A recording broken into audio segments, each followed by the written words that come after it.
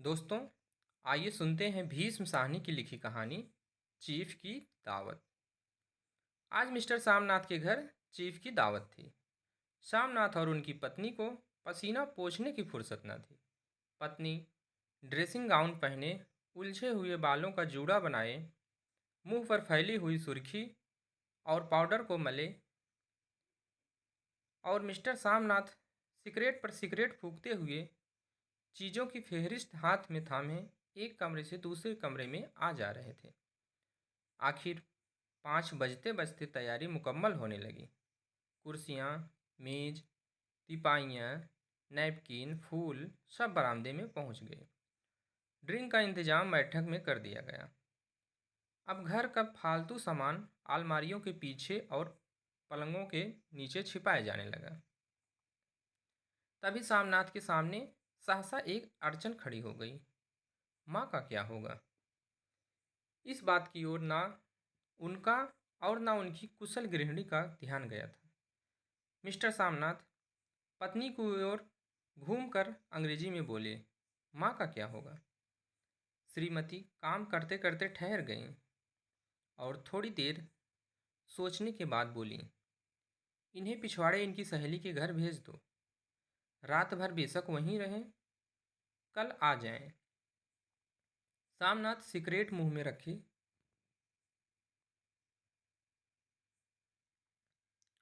सिकुड़ी आंखों से श्रीमती के चेहरे की ओर देखते हुए पल भर सोचते रहे। फिर सहसा फिर सिर हिलाकर बोले, नहीं, मैं नहीं चाहता कि उस बुढ़िया का आना जाना यहाँ फिर से शुरू हो। पहले ही बड़ी मुश्किल से बंद किया था। माँ से कहें कि जल्दी ही खाना खा के शाम को ही अपनी कोठरी में चली जाएं। मेहमान कहीं 8 बजे आएंगे। इससे पहले ही अपने काम से निपट लें। सुझाव ठीक था, दोनों को पसंद आया। मगर फिर सहसा श्रीमती बोल उठीं। जो वह सो गईं और नींद में खर्राटे लेने लगी तो साथ ही तो बरामदा है जहाँ लोग खाना खाएंगे। तो इन्हें कह देंगे कि अंदर से दरवाज़ा बंद कर लें, मैं बाहर से ताला लगा दूंगा। या माँ को कह दूंगा कि अंदर जाकर सोए नहीं, बैठी रहें। और क्या? और जो सो गई तो डिनर का क्या मालूम कब तक चले। 11 बजे तक तो तुम ड्रिंक ही करते रहते हो। शामनाथ कुछ खींच उठे, हाथ झटकते हुए बोले, अच्छी भली यह भाई के पास जा रही थी, तुमने यूं ही खुद अच्छा बनने के लिए बीच में टांग अड़ा दी। वाह, तुम माँ और बेटे की बातों में मैं क्यों बुरी बनूं? तुम जानो और वह जाने। मिस्टर सामनाथ चुप रहें। यह मौका बहस का न था, समस्या का हल ढूंढने का था। उन्होंने घूमकर माँ की कोठरी की ओर देखा। कोठरी का दरवाज़ा बरामदे में खुलता था। बरामदे की ओर देखते हुए झट से बोले, मैंने सोच लिया है। और उन्हीं कदमों माँ की कोठरी के बाहर जा खड़े हुए। माँ दीवार के साथ एक चौकी पर बैठी, दुपट्टे में मुंह सिर लपेटे माला जप रही थी। सुबह से तैयारी होती देखते हुए माँ का भी दिल धड़क रहा था। बेटे के दफ्तर का बड़ा साहब घर पर आ रहा है, सारा काम सुबीते से चल जाए। माँ, आज तुम खाना जल्दी खा लेना, मेहमान लोग 7:30 बजे आ जाएंगे। माँ ने धीरे से मुंह पर से दुपट्टा हटाया और बेटे को देखते हुए कहा, आज मुझे खाना नहीं खाना है बेटा। तुम जो जानते हो, मांस मछली बने तो मैं कुछ नहीं खाती। जैसे भी हो, अपने काम से जल्दी निपट लेना। अच्छा बेटा। और माँ, हम लोग पहले बैठक में बैठेंगे, उतनी देर तुम यहाँ बरामदे में बैठना। फिर जब हम यहाँ से फिर जब हम यहाँ आ जाएं तो तुम गुसल खाने के रास्ते बैठक में चली जाना। माँ आवाक बेटे का चेहरा देखने लगी, फिर धीरे से बोली, अच्छा बेटा। और माँ, आज जल्दी सो नहीं जाना, तुम्हारे खर्राटे की आवाज़ दूर तक जाती है। माँ लज्जित सी आवाज़ में बोली, क्या करूँ बेटा, मेरे बस की बात नहीं है। जब से बीमारी से उठी हूँ, नाक से सांस नहीं ले सकती। मिस्टर सामनाथ ने इंतजाम तो कर दिया, फिर भी उनकी अधेड़ बुन खत्म नहीं हुई। जो चीफ अचानक उधर आ निकला तो 8-10 मेहमान होंगे, देसी अफसर, उनकी स्त्रियां होंगी, कोई भी गुसल खाने की तरफ जा सकता है। क्षोभ और क्रोध में वह झुंझलाने लगे। एक कुर्सी को उठाकर बरामदे में कोठरी के बाहर रखते हुए बोले, आओ माँ, इस पर जरा बैठो तो। माँ माला संभालती, पल्ला ठीक करती उठी और धीरे से कुर्सी पर आकर बैठ गई। यूं नहीं माँ, टांगे ऊपर चढ़ाकर नहीं बैठते, यह खाट नहीं है। माँ ने टांगे नीचे उतार ली। और खुदा के वास्ते नंगे पांव नहीं घूमना, ना ही वह खड़ाऊँ पहनकर सामने आना। किसी दिन तुम्हारी यह खड़ाऊँ उठाकर मैं बाहर फेंक दूंगा। माँ चुप रही। कपड़े कौन से पहनोगी माँ? जो है वही पहनूंगी। बेटा, जो कहो पहन लो। मिस्टर सामनाथ सिगरेट मुंह में रखे फिर अधखुली आंखों से माँ की ओर देखने लगे और माँ के कपड़ों की सोचने लगे। सामनाथ हर बात में तरतीब चाहते थे। घर का सब संचालन उनके अपने हाथों में था। खूटियाँ कमरों में कहाँ लगाई जाएं, बिस्तर कहाँ पर बिछे, किस रंग के पर्दे लगाए जाएं, श्रीमती कौन सी साड़ी पहने, मेज किस साइज की हो। शामनाथ को चिंता थी कि अगर चीफ का साक्षात माँ से हो गया तो कहीं लज्जित नहीं होना पड़े। माँ को सिर से पांव तक देखते हुए बोली, तुम सफ़ेद कमीज और सफ़ेद सलवार पहन लो। माँ पहन के आओ तो ज़रा देखूं। माँ धीरे से उठी और अपनी कोठरी में कपड़े पहनने चली गई। यह माँ का झमेला ही रहेगा। उन्होंने फिर अंग्रेजी में अपनी स्त्री से कहा, कोई ढंग की बात हो तो भी कोई कहे। अगर कहीं कोई उल्टी सीधी बात हो गई, चीफ को बुरा लगा तो सारा मज़ा जाता रहेगा। माँ सफ़ेद कमीज और सफ़ेद सलवार पहनकर बाहर निकली। छोटा सा कद, सफ़ेद कपड़ों में लिपटा, छोटा सा सूखा हुआ शरीर, धुंधली आंखें, केवल सिर के आधे झड़े हुए बाल पल्ले की ओट में छिप पाए थे। पहले से कुछ ही कम कुरूप नजर आ रही थी। चलो ठीक है, कोई चूड़ियाँ उड़ियाँ हो तो वह भी पहन लो, कोई हर्ज नहीं। चूड़ियाँ कहाँ से लाऊं बेटा? तुम तो जानते हो सब जेवर तुम्हारी पढ़ाई में बिक गए। यह वाक्य श्यामनाथ को तीर की तरह लगा। तिनक कर बोले, यह कौन सा राग छेड़ दिया माँ? सीधा कह दो नहीं है जेवर, बस। इससे पढ़ाई वढ़ाई का क्या ताल्लुक है? जो जेवर बिका तो कुछ बनकर ही आया हूँ। नीरा लंडूरा तो नहीं लौट आया। जितना दिया उससे दुगना ले लेना। मेरी जीभ जल जाए बेटा, तुम्हारे जेवर लूँगी, तुमसे जेवर लूँगी? मेरे मुंह से यूं ही निकल गया। जो होते तो लाख बार पहनती। 5:30 बज चुके थे। अभी मिस्टर सामनाथ को खुद भी नहा धोकर तैयार होना था। श्रीमती कब की अपने कमरे में जा चुकी थी। सामनाथ जाते हुए एक बार फिर माँ को हिदायत करते गए, माँ रोज की तरह गुमसुम बन के नहीं बैठी रहना। अगर साहब इधर आ निकले और कोई बात पूछे तो ठीक तरह से बात का जवाब देना। मैं ना पढ़ी ना लिखी बेटा, मैं क्या बात करूँगी? तुम कह देना माँ अनपढ़ है, कुछ जानती समझती नहीं, वह नहीं पूछेगा। 7 बजते बजते माँ का दिल धक धक करने लगा। अचानक चीफ सामने आ गया और उसने कुछ पूछा तो वह क्या जवाब देगी। अंग्रेज को तो दूर से ही देखकर घबरा उठती थी। यह तो अमेरिकी है, ना मालूम क्या पूछे। मैं क्या कहूँगी। माँ का जी चाहा कि चुपचाप पिछवाड़े विधवा सहेली के घर चले जाए, मगर बेटे के हुक्म को कैसे टाल सकती थी। चुपचाप कुर्सी पर से टांग लटकाए वहीं बैठी रही। एक कामयाब पार्टी वह है जिसमें ड्रिंक कामयाबी से चल जाए।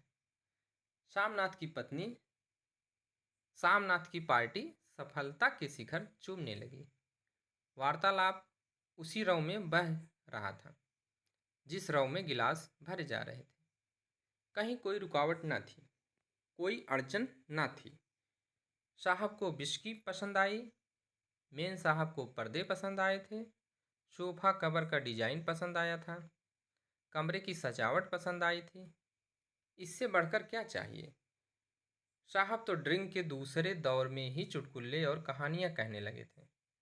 दफ्तर में जितना रोब रखते थे, यहाँ पर उतने ही दोस्त परवर हो रहे थे। और उनकी स्त्री काला गाउन पहने, गले में सफ़ेद मोतियों का हार, सेंट और पाउडर की महक से ओत प्रोत कमरे में बैठी सभी देसी स्त्रियों की आराधना का केंद्र बनी हुई थी। बात बात पर हंसती, बात बात पर सिर हिलाती और शामनाथ की स्त्री से तो ऐसे बातें कर रही थी जैसे उनकी पुरानी सहेली हो। और इसी रो में पीते पिलाते 10:30 बज गए। वक्त गुजरते पता ही न चला। आखिर सब लोग अपने अपने गिलासों में से आखिरी घूंट पीकर खाना खाने के लिए उठे और बैठक से बाहर निकले। आगे आगे सामनाथ रास्ता दिखाते हुए, पीछे चीफ और दूसरे मेहमान। बरामदे में पहुंचते ही सामनाथ सहसा ठिठक गए। जो दृश्य उन्होंने देखा उससे उनकी टांगें लड़खड़ा गईं और क्षण भर में सारा नशा हिरन होने लगा। बरामदे में एन कोठरी के बाहर माँ अपनी कुर्सी पर ज्यों की त्यों बैठी थी, मगर दोनों पांव कुर्सी की सीट पर रखे हुए और सिर बाएं से दाएं और दाएं से और बाएं से दाएं झूल रहा था और मुंह से लगातार गहरे खर्राटे की आवाज़ आ रही थी। जब सिर कुछ देर के लिए टेढ़ा होकर एक तरफ को थम जाता तो खर्राटे और भी गहरे हो उठते और फिर जब झटके से नींद टूटती तो सिर फिर दाएं से बाएं झूलने लगा। पल्ला सिर से खिसक आया था और माँ के झरे हुए बाल आधे गंजे सिर पर अस्त व्यस्त बिखर रहे थे। देखते ही सामनाथ क्रुद्ध उठे। जी चाहा कि माँ को धक्का देकर उठा दें और उन्हें कोठरी में ढकेल दें, मगर ऐसा करना संभव ना था। चीफ और बाकी मेहमान पास खड़े थे। माँ को देखते ही देसी अफसरों की कुछ स्त्रियां हंसती कि इतने में चीफ ने धीरे से कहा, पुअर डियर। माँ हड़बड़ा के उठ बैठी। सामने खड़े इतने लोगों को देख कर ऐसी घबराई कि कुछ कहते ना बना।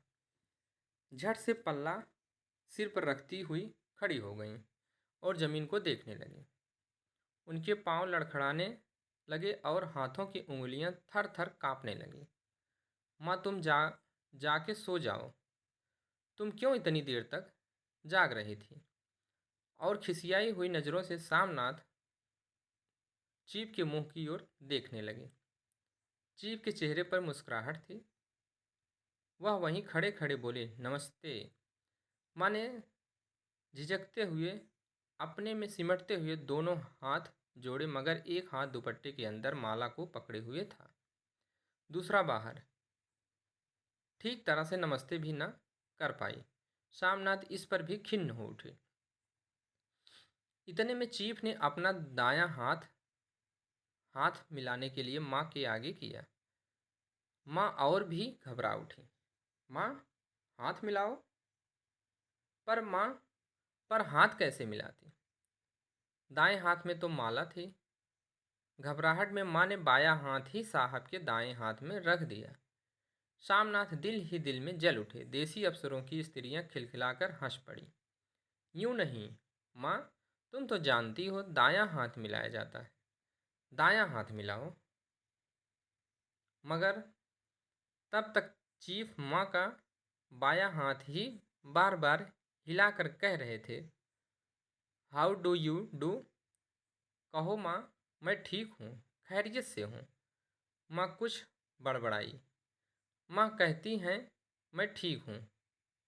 कहो माँ, हाउ डू यू डू। माँ धीरे से सकुचाते हुए बोली, हाउ डू डू। एक बार फिर कहा उठा। वातावरण हल्का होने लगा। साहब ने स्थिति संभाल ली थी। लोग हंसने चहकने लगे थे। शामनाथ के मन का क्षोभ भी कुछ कुछ कम होने लगा था। साहब अपने हाथ में माँ का हाथ पकड़े हुए माँ का हाथ अब भी पकड़े हुए थे और माँ सिकुड़ी जा रही थी। साहब के मुंह से शराब की बू आ रही थी। शामनाथ अंग्रेजी में बोले, मेरी माँ गांव की रहने वाली है, उम्र भर गांव में रही है, इसलिए आपसे लजाती है। साहब इस पर खुश नजर आए। बोले, सच? मुझे गांव के लोग बहुत पसंद हैं। तब तो तुम्हारी माँ गांव के गीत और नाच भी जानती होगी। चीफ खुशी से सिर हिलाते हुए माँ को टकटकी बांधे देखने लगा। माँ, साहब कहते हैं कोई गाना सुनाओ, कोई पुराना गीत, तुम्हें तो कितने ही याद होंगे। माँ धीरे से बोली, मैं क्या गाऊंगी बेटा, मैंने कब गाया है।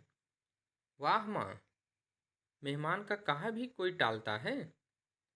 साहब ने इतना रीझ के कहा है, नहीं गाओगी तो साहब बुरा मानेंगे। मैं क्या गाऊं बेटा, मुझे क्या आता है। वाह, कोई बढ़िया टप्पे सुना दो, दो पत्तल अनारा दे। देसी अफसर और उनकी स्त्रियों ने इस सुझाव पर तालियां पीटी।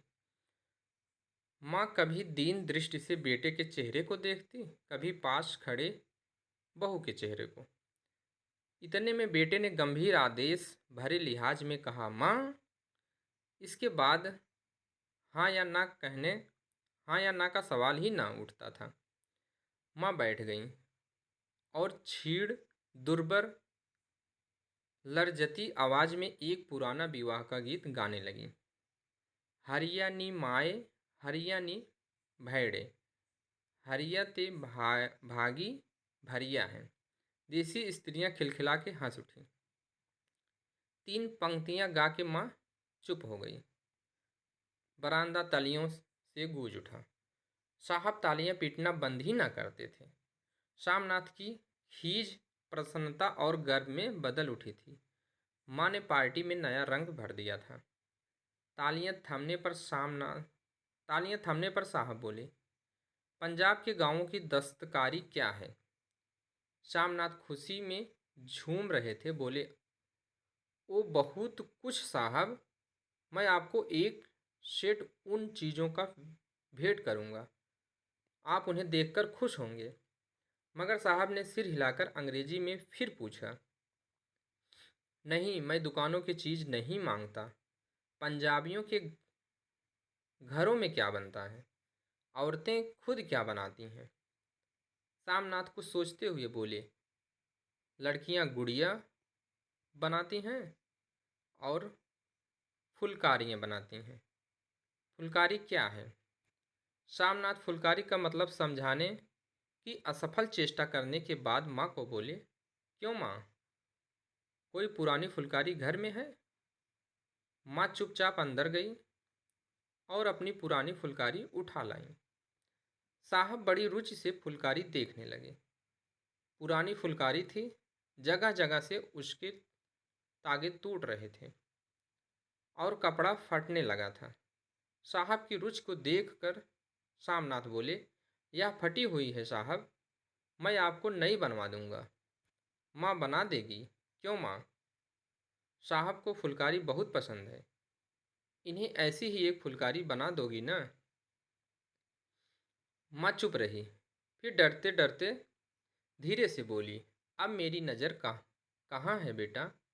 बूढ़ी आंखें क्या देखेंगी? मगर माँ का वाक्य बीच में ही तोड़ते हुए शामनाथ साहब को बोले, वह जरूर बना देगी, आप उसे देखकर खुश होंगे। साहब ने सिर हिलाया, धन्यवाद किया और हल्के हल्के झूमते हुए खाने की मेज की ओर बढ़ गए। बाकी मेहमान भी उनके पीछे पीछे हो लिए। जब मेहमान बैठ गए और माँ पर से सबकी आंखें हट गई तो माँ धीरे से कुर्सी पर से उठी और सबसे नज़रें बचाती हुई अपनी कोठरी में चली गई। मगर कोठरी में बैठने की देर थी कि आंखों में छल छल आंसू बहने लगे। वह दुपट्टे से बार बार उन्हें पोंछती, पर वह बार बार उमड़ आते, जैसे बरसों का बांध तोड़कर उमड़ आए हों। माँ ने बहुतेरा दिल को समझाया, हाथ जोड़े, भगवान का नाम लिया, बेटे के चिराग होने की प्रार्थना की, बार बार आंखें बंद की, मगर आंसू बरसात के पानी की तरह जैसे थमने में ही ना आते थे। आधी रात का वक्त होगा। मेहमान खाना खाकर एक एक करके जा चुके थे। माँ दीवार से सट कर बैठी, आंखें फाड़े दीवार को देखे जा रही थी। घर के वातावरण में तनाव ढीला पड़ चुका था। मोहल्ले की निस्तब्धता श्यामनाथ के घर भी छा चुकी थी। केवल रसोई में प्लेटों के खनकने की आवाज़ आ रही थी। तभी सहसा माँ की कोठरी का दरवाज़ा जोर से खटकने लगा। माँ, दरवाज़ा खोलो। माँ का दिल बैठ गया, हड़बड़ा कर उठ बैठी। क्या मुझसे फिर कोई भूल हो गई? माँ कितनी देर से अपने आप को कोस रही थी। क्यों उन्हें नींद आ गई? क्यों वह ऊँघने लगी? क्या बेटे ने अभी तक क्षमा नहीं किया? माँ उठी और कांपते हाथों से दरवाज़ा खोल दिया। दरवाज़ा खुलते ही श्यामनाथ झूमते हुए आगे बढ़ाए और माँ को आलिंगन में भर लिया। ओ अम्मी, तुमने तो आज रंग ला दिया। साहब तुमसे इतना खुश हुआ कि क्या कहूँ। ओ अम्मी, ओ अम्मी। माँ की छोटी सी काया सिमट कर बेटे के आलिंगन में छिप गई। माँ की आंखों में फिर आंसू आ गए। उन्हें पोंछती हुई धीरे से बोली, बेटा तुम मुझे हरिद्वार भेज दो, मैं कब से कह रही हूँ। श्यामनाथ का झूमना सहसा बंद हो गया और उनकी पेशानी पर फिर तनाव के बल पड़ने लगे। उनकी बाहें माँ के शरीर पर से हट आईं। क्या कहा माँ?